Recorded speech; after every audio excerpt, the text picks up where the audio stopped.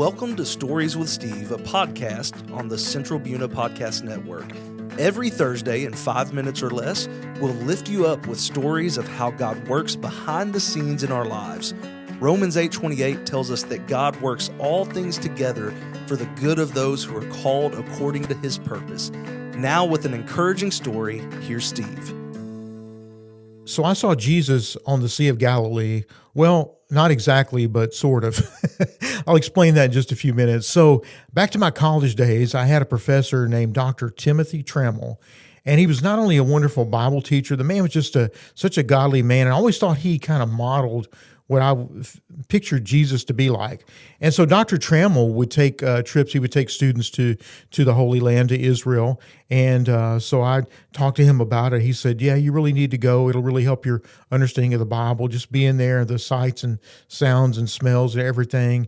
And so, well, it didn't work out when I was in school there financially or whatever. You prayed about it, but for whatever reason, it didn't work out.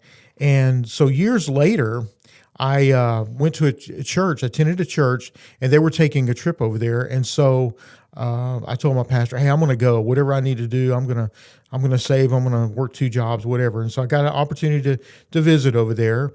And so we flew all the way there, very long flights, about 8 hours difference.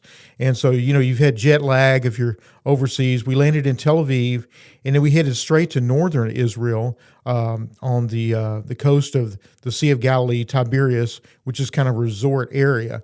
And so I had jet lag, but I couldn't really sleep that night. I woke up early in the morning, and even before daylight, and I remember taking a jog there around the Sea of Galilee and just kind of watching the sun come up and thinking about the different miracles that Jesus did there. And interesting thing about the Sea of Galilee, it's not actually a sea.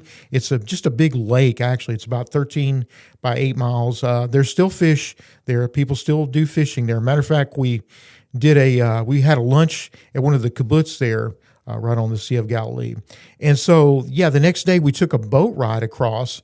And of course, it was really inspirational just thinking about, hey, wow, this is where Jesus was, boat ride. And so as I'm going on the boat, I look across, and it was kind of a little big boat.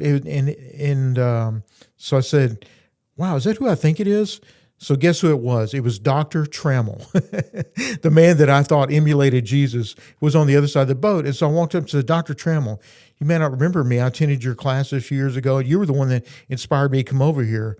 And I just thought, hadn't that so cool how God works in situations like that? And so, that was a great visit. And around that area, it's a really beautiful area, kind of serene area, green. The geology or the area of Israel is so different than northern and southern.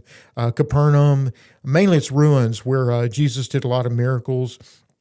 Also, the Mount of Beatitudes there, kind of a hilly area. You always wonder how Jesus preached to so many people without a microphone. But it's interesting when you're there, you see it's kind of like a natural amphitheater. So that's really cool. It kind of gives you a picture when you read the scripture of certain areas that you see. So the Bible really does come to life in Israel. But you know what? It's still living by faith. It doesn't matter. You can have all these different mountaintop experiences, but it's all by faith.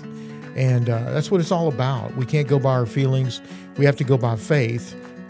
We have to have faith first, and then the feelings come.